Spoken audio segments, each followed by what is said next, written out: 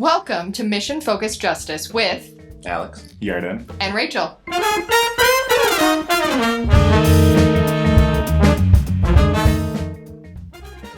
Not to switch, we're on such a great conversation, but Alex, you referenced day one. Oof. Oh, yeah. It'd be a treat to talk about all of our day ones, because, it's funny, because most people meet you mid-swing. I don't know if we're done with the first topic, but No, now I we're love it. now Yeah, we're I love like, it. Oh, this is great. it's Day funny one. how that works, because like they meet you and you're the executive director. Mm-hmm. That's who you are, and this is your organization. You're like, well, see me in 10 years and see if this. But day one, you weren't that. Yeah.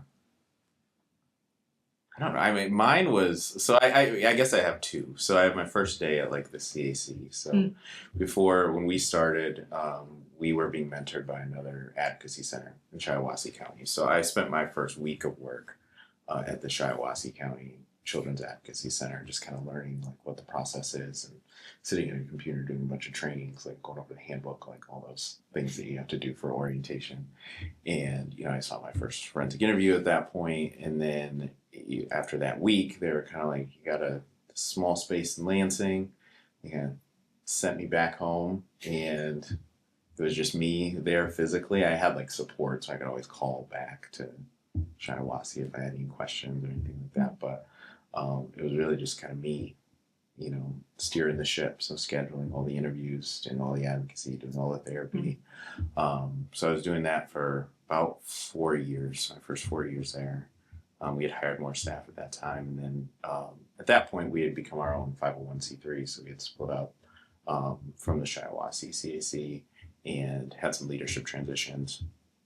I had been there for a while, and our board approached me and was like, "Hey, would you be interested in being the executive director?" And I was like, "I don't know. Let me go talk to my wife and see if this is okay for our household." We had a long discussion about it, and I think like a lot of my reservations came from the idea of like I was trained to be a therapist, not like in charge of an organization to like make a budget for however X amount of dollars every year, and then to manage people. We only had one person at that time, so it wasn't too bad. And she's still there, so she still likes me. So it's like we're in good shape. But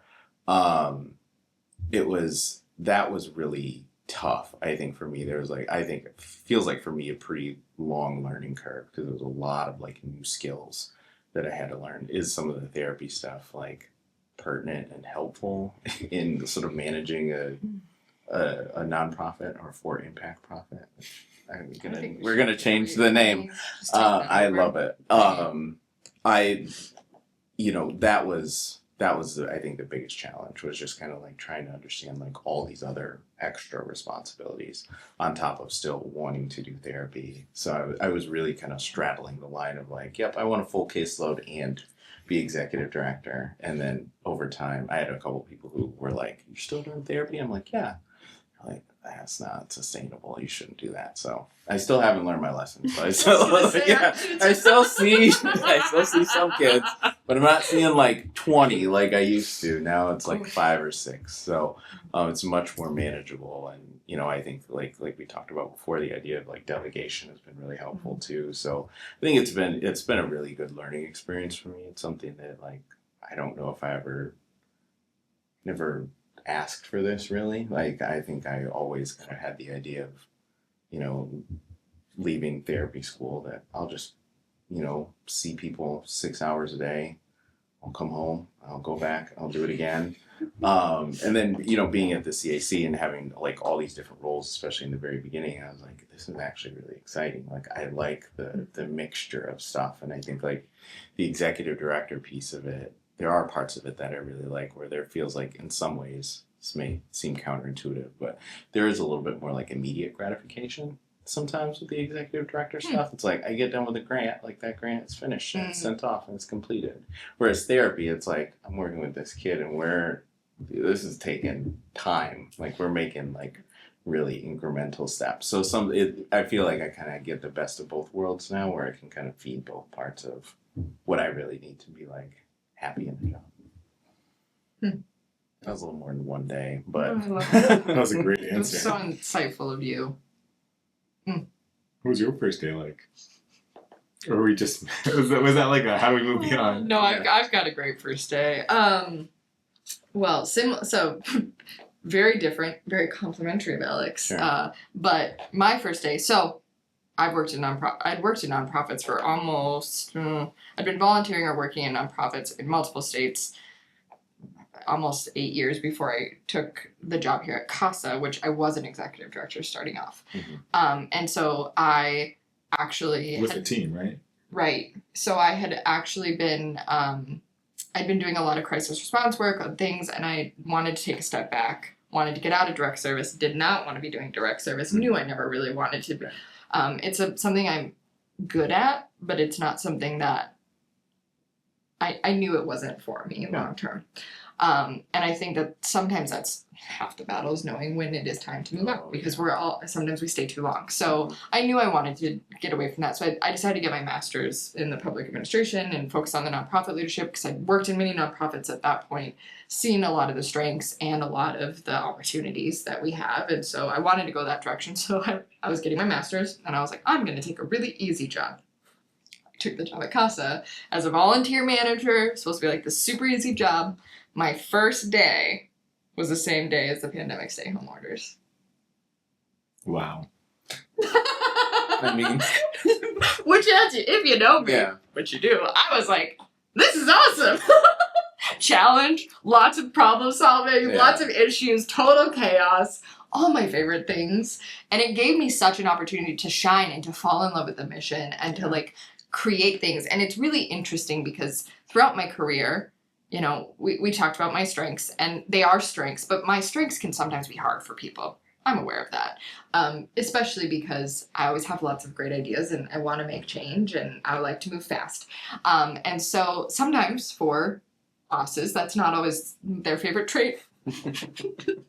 And so it was a really cool opportunity because for the first time ever, it was like, all my strengths are, we need these. We had to pivot so quick. We had to do all these things. And it wasn't like, Rachel, slow down. Rachel, what are you doing? Right?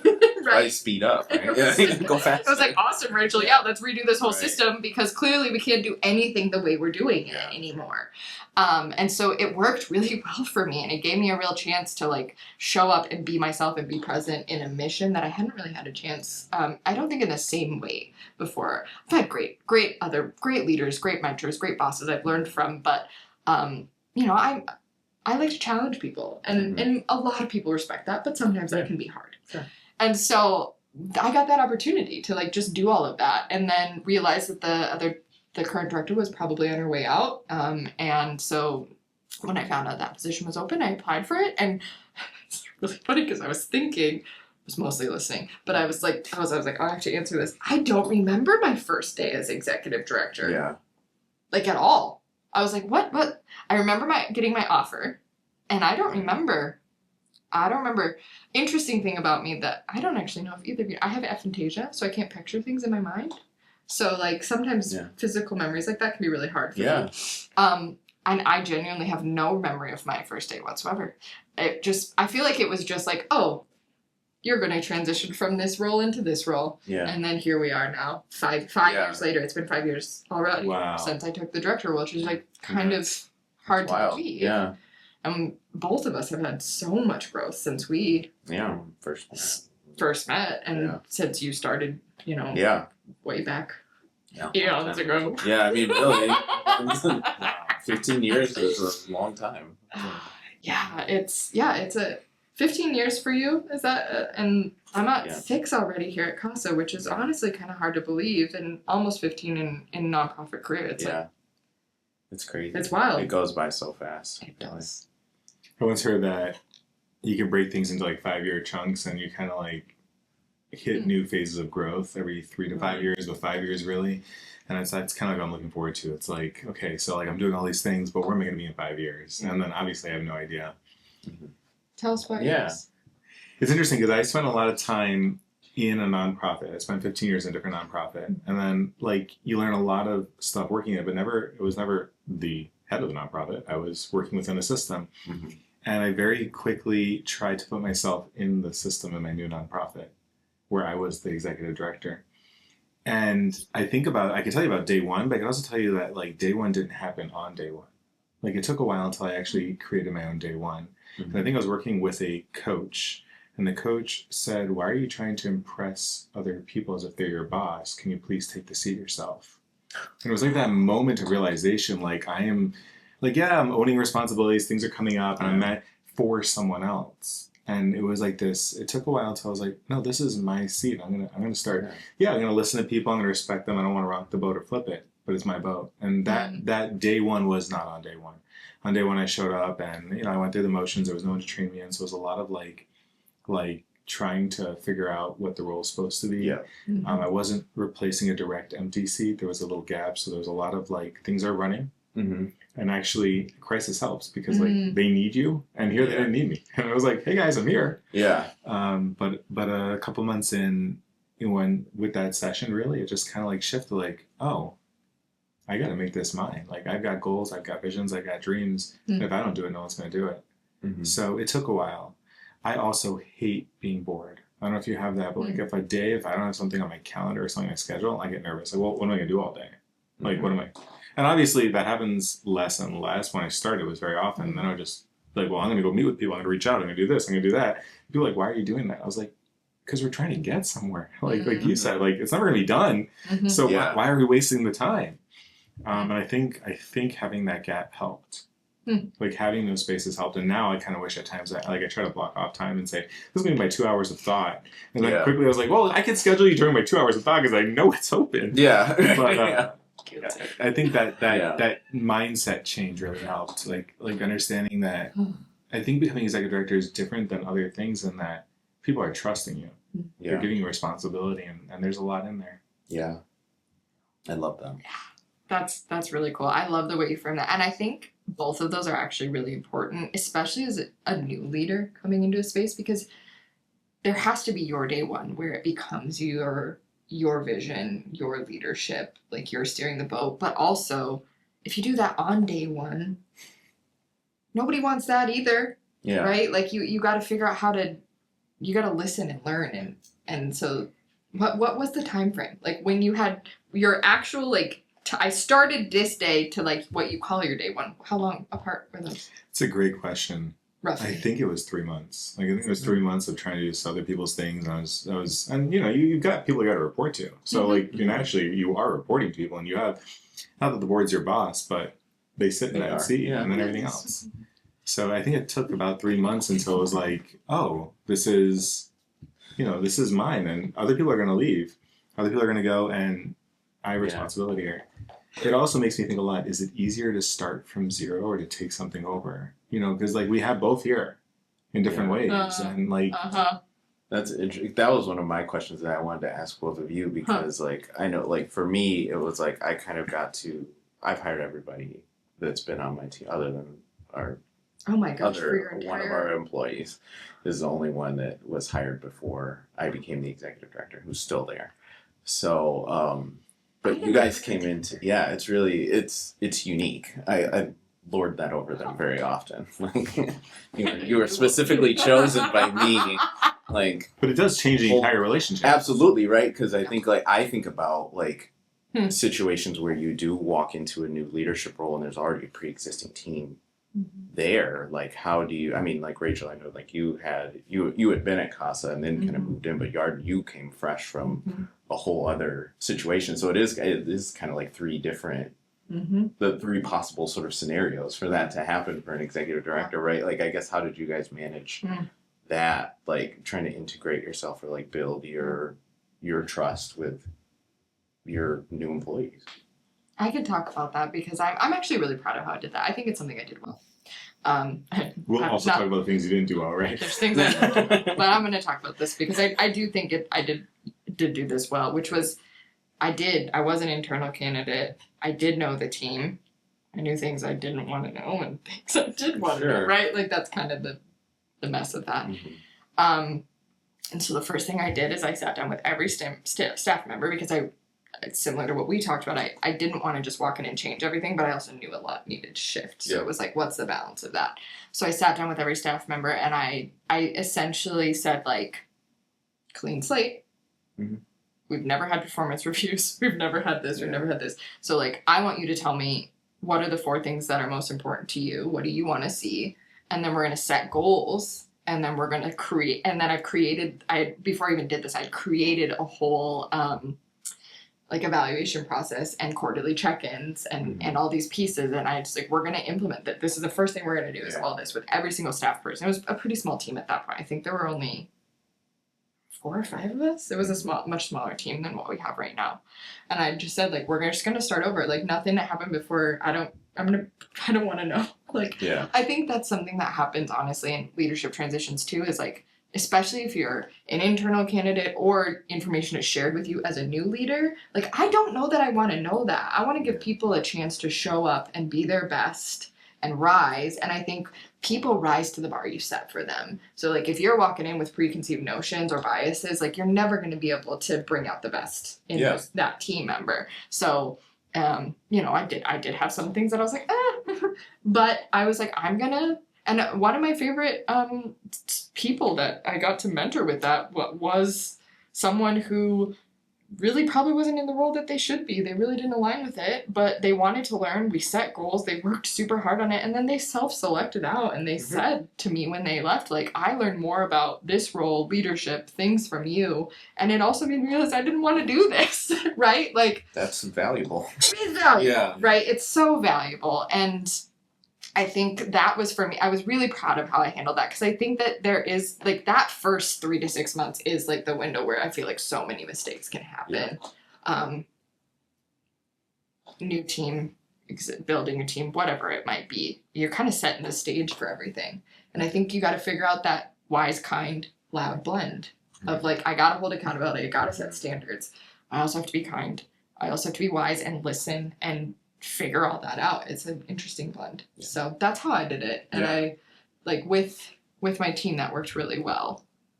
I want to circle back to the board comment, but we're going to go to you first. Tell us yours. It's interesting. I have an experience from my old role. I went from being when I first started, like I was an entry level position, whatever the term would be, and then I inherited I stepped in the manager role of a team that I was working with, and over time, that team shifted into people that I had hired, and I saw the difference. There's a natural respect, there's a natural trust, and natural accountability. They got hired by you, they listened to you, you hired them, so you trust them. And it's interesting because both were great teams, but there was a difference. Sure. The other thing I noticed is that the team responds differently based on each person that's added and the leader there. Like, in other words, you see that, I'm sure. Everything shifts.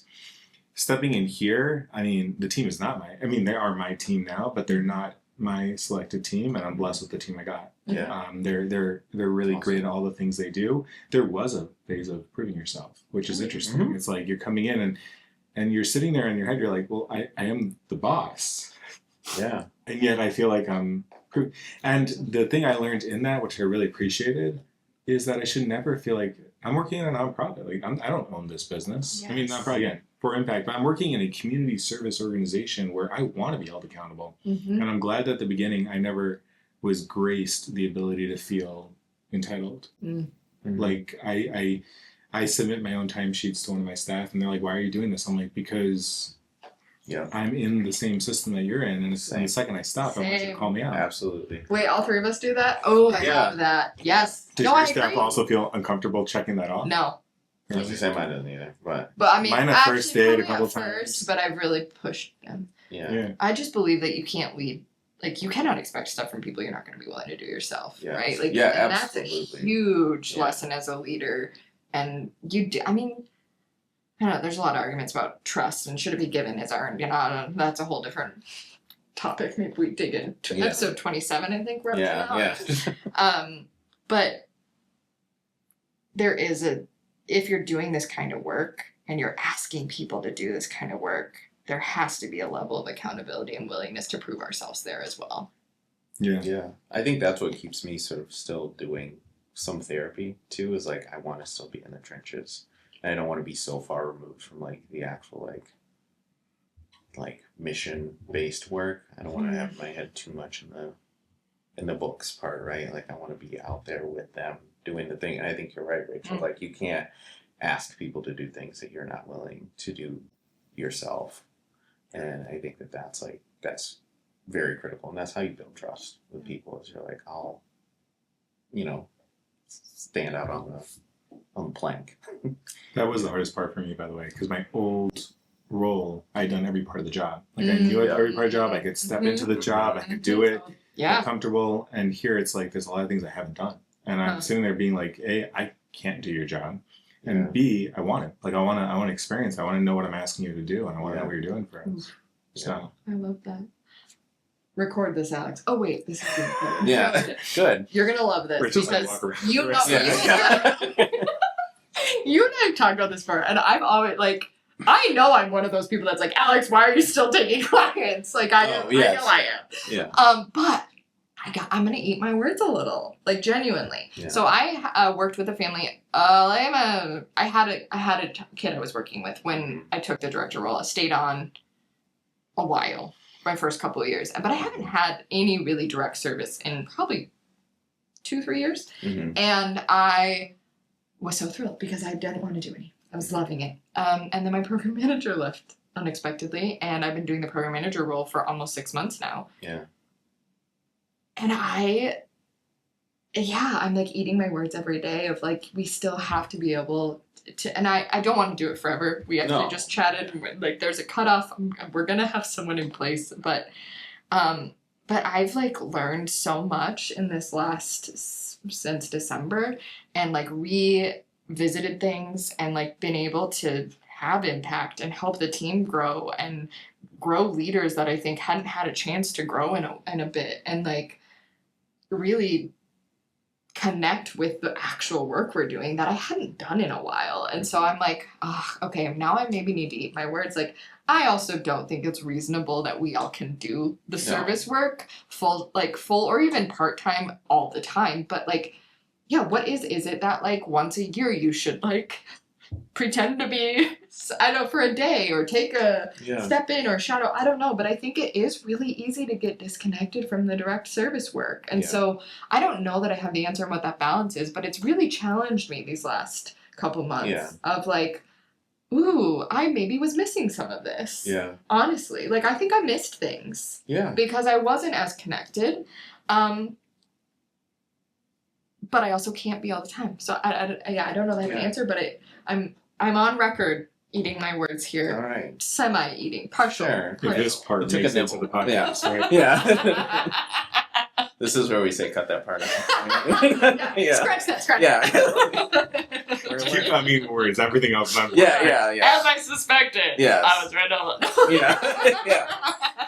You're gonna have to say that a little clearer so they can edit that part in instead of eating the words. But I think like I know like even at this point in time too, like I'm having a lot of my staff even, I think they're encouraging me to kind of take a even smaller caseload than like 5 or 6 kids, which I can be very agreeable to. And I think like I'm at a space where I think like I'm ready for that kind of transition too. Like when that day comes, I think I'll be okay, but I think I still want to have like one foot in it a little bit. And I think like, as often as I can, like I want to sit in on a forensic interview every once in a while, or like call, when we're, short staffed, like call me in, like, make me like first on the call sheet to like go in and assist, because I think like I also want to, set an example of like if I'm willing to do this, and like all of us should be willing to like help out, in ways that are maybe, beyond, the job description too, because this is important. Do they call you? I can't tell you how many times I'm like, hey, let me do that. And they're like, sure. Like you go do you. And I'm like, what do you think I'm doing? Like I would love to help. I love to do it. But I find that they won't turn to me a lot of the times. I think we have like a very specific structure. If we're talking about like interviews for kids, right, that we're like, if we're down staff or, if we're doing 2 at once or something and we need somebody to fill in, like Alex's first call. Mm-hmm. So like, like sometimes I'll get our director of interviewing will, send me a message and be like, hey, like next week we're going to be short staffed. Like, can you throw your availability up on the schedule? Like, yeah, absolutely. So I think they've gotten good at being able to ask. I think sometimes they worry about like, I stressing Alex out too much, which I imagine is probably where your staff is coming from too, right? So, but I think like, again, like I feel like it's a privilege. Like, yeah, I would love to help out. Like, and I miss it too. Mm-hmm. There's lots of times where I just want to like, to be a part of that part of it and see what's going on. And it's fun. It's also fun, I think, on the director side to be able to see people like experience wins, Oh, like your staff. Like I think that's like one of the coolest things about being a director, you know, especially having done the direct service piece and then being able to see like my staff like get a really good win with a client. Or like there's this morning I was talking with one of our newest therapists about a client that she's really like built a really like quick, like great connection with. And it's just really fun to just talk shop. It's like I'm living vicariously through her experience. There's part of me that's like, I really want to work with that kid because he seems super cool. But it's really cool for her, you know, the younger therapist to kind of have that experience. And then for me to just get to like, just bear witness to it, I think is like such a cool experience to have. I love that part of the job. Makes me think about, Jim Collins wrote Good to Great and about how to scale a business. And then I think a bunch of like religious centers and for impact centers reached out to him and said, you wrote about business or about us, and you wrote the social sector pamphlet. And Andy, you said that if you're not measuring mission, you end up measuring money. And I spent a lot of time thinking about that because it's not about how many people I service. It's those mission moments, those win moments. And then like, how do you categorize that? Like, it's not just, yes, we want to service quantity and quantity and quantity because, you know, I guess that's part of growth. The most simple.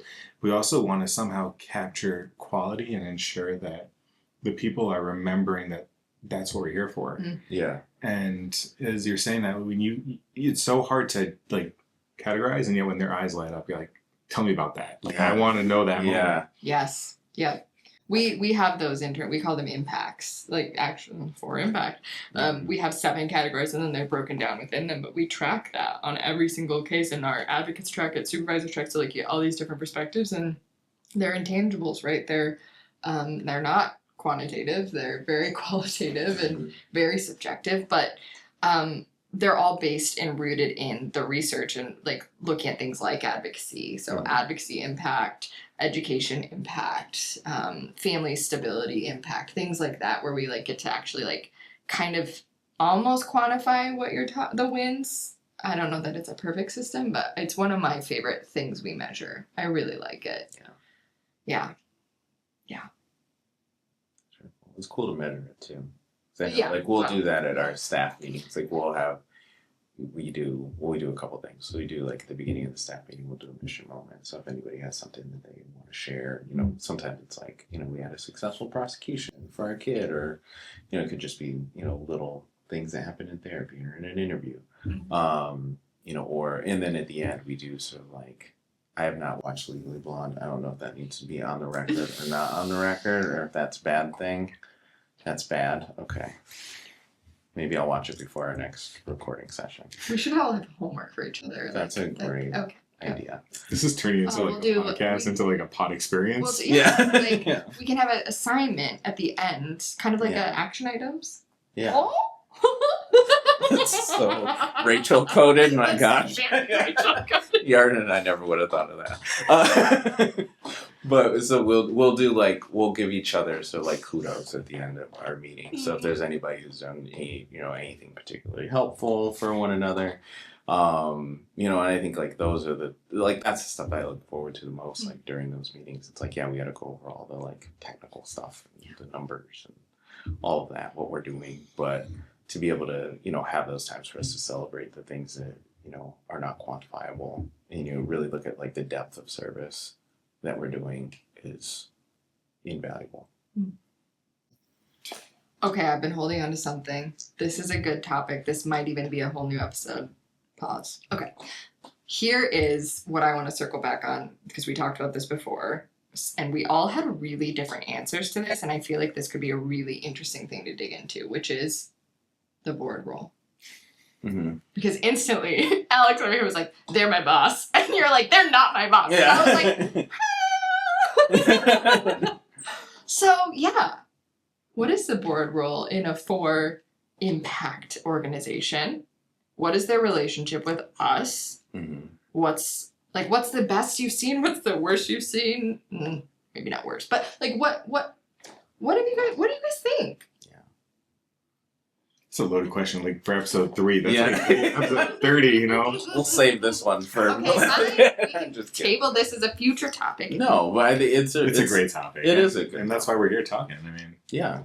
I mean, I think like I don't know, I think a lot of things. I think like we've had a really good board over the years. I think like our board trajectory has been really interesting for Small Talk. So we started where most of our board was like our multidisciplinary team members. So it was a lot of law enforcement, a lot of prosecutors, CPS. So it was like for us as we're starting to build like what is Small Talk or what is a Children's Advocacy Center supposed to be, like that was really necessary for us. Like we had to have these foundational people who are like, we have to figure out what the programming is going to look like.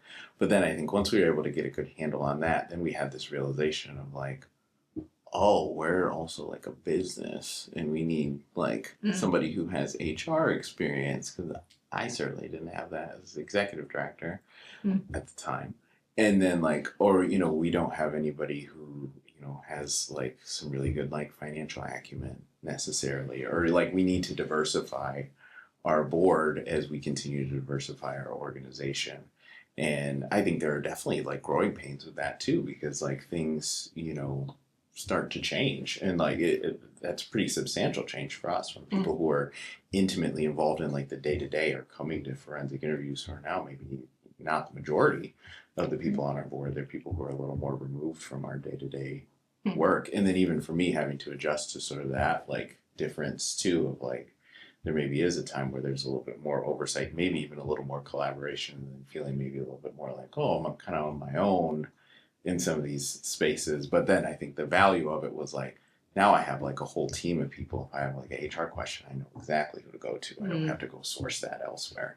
So I don't know, that's kind of been our experience. Yeah. you know, we talked about how you went through a therapy course to get to where you got to, and I'm finishing up a degree in counseling. And something I heard in therapy that always resonated with me is that there's always content and process. Content's what we talk about, and process is what's happening. It's interesting because to me, the board plays two roles, and a lot of times we focus on what the content is that they're doing for us. But the more important thing is the process that's happening. You know, the board's job is to, or the way my board told me when they onboarded me, they said, our job is to hire and fire you, which in essence, their job is to hold me accountable and take care of me. The needs, the content changes. You know, hopefully, as I create impact in the organization, as the organization grows its impact, the board's needs, content-wise, is going to change. I think the issues happen in the process level. Does the board trust? Does the director trust? And I keep reading and listening to like good ways of interacting with your board, and that's all when the process isn't there. It's like another, like when the process is there, you can get into a room, you can connect. They can say, one day they told me, you know, you're working too hard, you got to take some time off. And I was like, but you need me to do this hard work. And it's do you have that trusting relationship? What's your experience?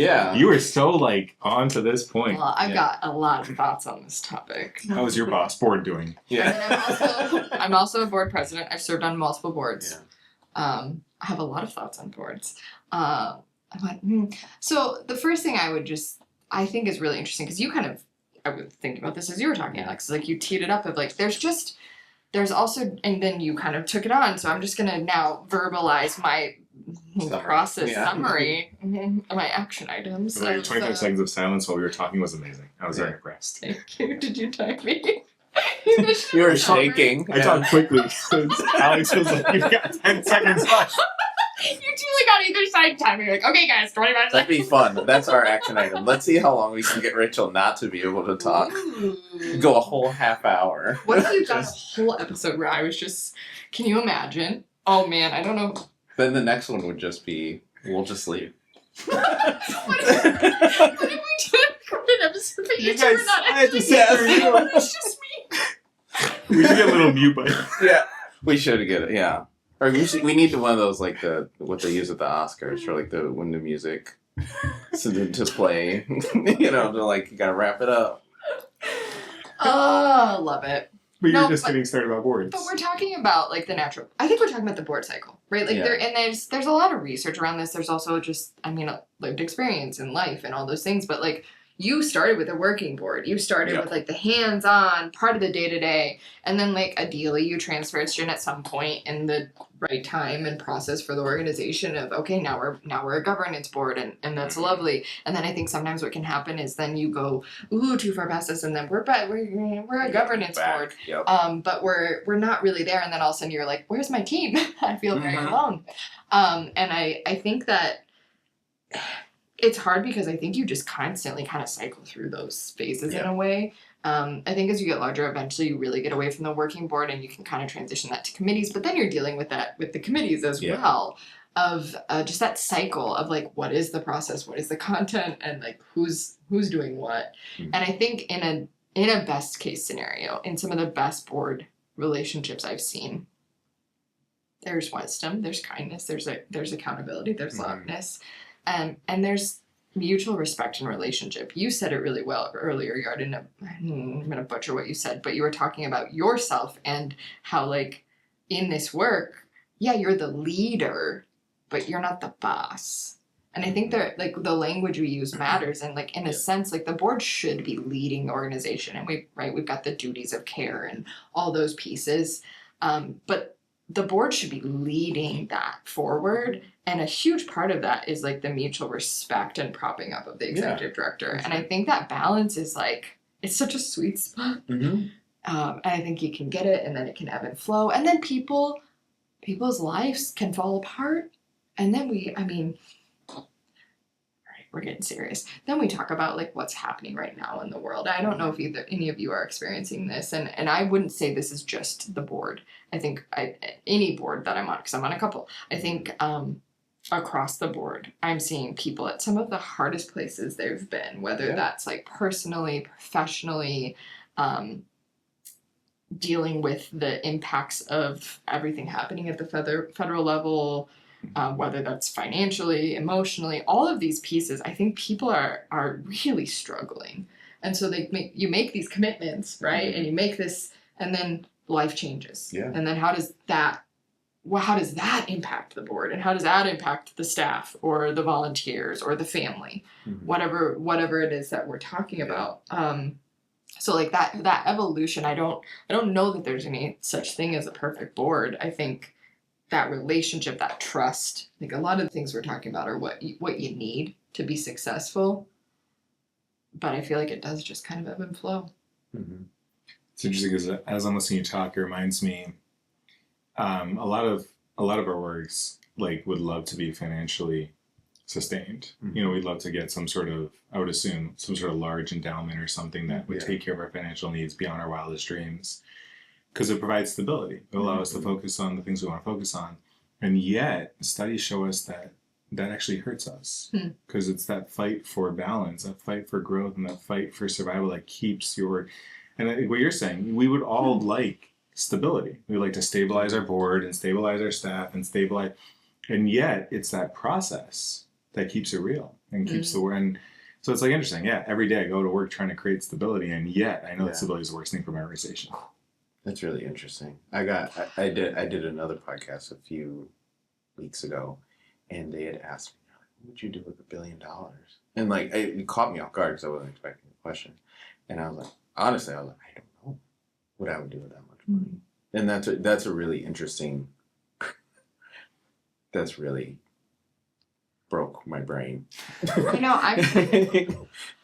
I'm like, I agree. And it's kind of like justice, right? Like, what is stability? Right. Because if we're talking about stability as basic needs, like, I think every nonprofit for impact person, human alive, should have basic needs. Period. I don't think anyone should be struggling for that. Yeah, for sure. Personally. Yeah. But, like, what does stability really mean? Like, if we're talking stability, like, I don't need to do any more fundraising, like that, that's a totally different conversation. But is that stability, or is that, like, thriving, right? Like, are we talking surviving, stability, thriving? Like, what is that? And is that deeply personal or defined by whatever circumstance we're in? I'm, like, really fascinated by that, because it's also a lot like resilience, right? Like, resilience. You are born with a base level of resilience based on your genetics, but you can also grow it. And so I've actually been having this conversation with a lot of people lately that like are really struggling to just process a lot of the things coming out of the government right now. and like not knowing how to actually, like, literally having a hard time processing. For sure. And what I've realized, this is a generalization, but often my nonprofit peeps are over here like, man, we can process that and compartmentalize it, and we are resilient. We know, right? And then people who've had more stability and privilege really are unsure of how to be able to process it. So like, you're absolutely right. Instability, lack of privilege, lack of access, like that breeds resilience, but also we shouldn't have to be resilient all the time, and everyone should have base stability. But what is that? What does that look like? I don't know. Mm-hmm. Well, I'm also starting to think about what do I do with $1 billion, right? Like, that's also like but like you said, it would come, the way to get there, I guess the question is what type of exponential growth would be hurtful? At what point would you lose sight of mission because you've got so much, like, yeah, we all want to get there, whatever that looks like. We also want to do it through a process. Yeah. Right. Also, how much money would someone have to give you for you to change your mission? That's what I was thinking. That's a great question. Like, I think my question would be like, well, what's the format? Like, are you giving me $1 billion that I can use over the next decade and I can split up? Are you, because if you want to, I'll be honest, if somebody called me and said, I want to give you $1 billion and you need to spend it this year, I would say no. Yeah. Because the amount of mission creep I would have to engage in, what I would probably say, well, I would probably not say no. Here's what I would say. I am looking at being like, kind of like, well, if you're going to say no, I'll say yes. No, I wouldn't have anything to do Well, with it. here we go. You ready? This is what I would say. Yeah. So, no, we would not, because that's not financially sustainable. We're on record here. That's true. Sure. I didn't know that lots of edits and deletes. Mission creep. Yeah. We need a mission creep button. Oh my God. That'd be a fun button. We could just be Isn't my the voice. voiceover from behind the wall supposed to be like mission creep? Yeah. You guys deviated. Mission creep. Okay, hear me out. Mm-hmm. This is what I would say. Genuinely, I think I'm actually processing through this, and I'm a quick start, right? Like, put me out here. I got a plan. This is what I genuinely think I would say this. If somebody called and said, I have $1 billion, I want to give it to you, and it's got to be used up in the next like year or 3 years or whatever, like short time frame, I would say, okay, what organizations am I allowed to share this with? Because I want to introduce you to Alex, and I want to introduce you to Yarden, and I want to introduce you to these 7 organizations who are all having significant impact that directly impacts my clients. Yeah. But here's the thing, my clients need housing, my clients need therapy, they need resolution and repair, my clients need food access. And so how can you fund all of those things? Yeah, that's a great answer. Because the reality is, the only way I could spend $1 billion is if I was the federal government, and I could spend it on all those nonprofits in those different pockets. Right. And I don't want to be, like, I think that's a beautiful thing about all 3 of our organizations is, like, we are so intrinsically true to what we are. Yeah. Like, we have a very set mission. We only do one thing, which some days is like, maybe we should do 2 or 3 so we have a little bit of diversification. But we do that one thing, we do it really well. Yeah. And I'm not going to spend $1 billion on it. Probably ever. Right. Well, maybe like cumulatively, but. Yeah, over time. Sure. That's a fascinating question, though, to think about. That's a great question. We all daydream about it. Or at least I do. Yeah. We all, on this side of the table, all daydream about, like, well, we'll just get that, or, and then what would you do with that? So. Do you daydream? Oh, gosh, I'm so different. I don't. I'm like, I got that. We'll get that. That's my brain. Manifesting it as best we can. Well, that's great. So if there's anybody out there listening who has $1 billion, yes, we have a really sustainable plan laid out. Very clean, very clear. Yeah. Fully back into our community. I think, I feel like that is the best answer. I feel like, because then I think that as I suspected. That's right. Oh yeah, sorry. We need that button. You need to. I was right. We should switch name, kind, wise, and right wise. Yeah. There's a good ring to it. I like that. So you can stay right.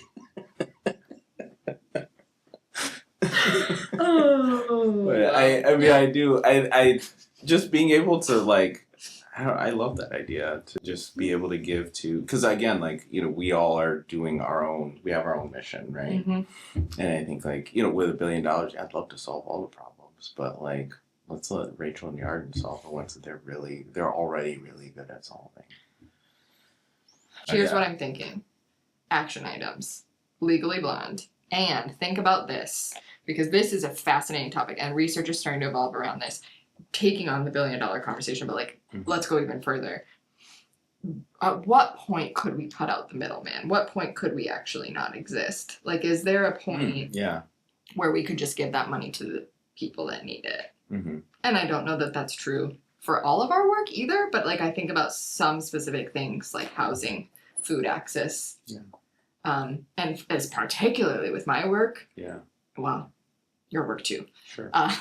Well, your work too. I think if we were to take that $1 billion and give it directly to housing, food access, our clientele would drastically decrease. Maybe we're not out of a job, but we're talking like in foster care, 88% of cases typically come in because of neglect, which is often 100% preventable. Sure. And 12% are the significant cases that are often coming to you of physical and sexual abuse and really tough, awful cases. I don't know. I think it's a whole different conversation, but I find it a fascinating one. It is a good one. We have to talk about it later because it makes me immediately think about, are we truly trying to put ourselves out of business, or are we trying to sustain ourselves? Yeah. This has been Mission Focused Justice.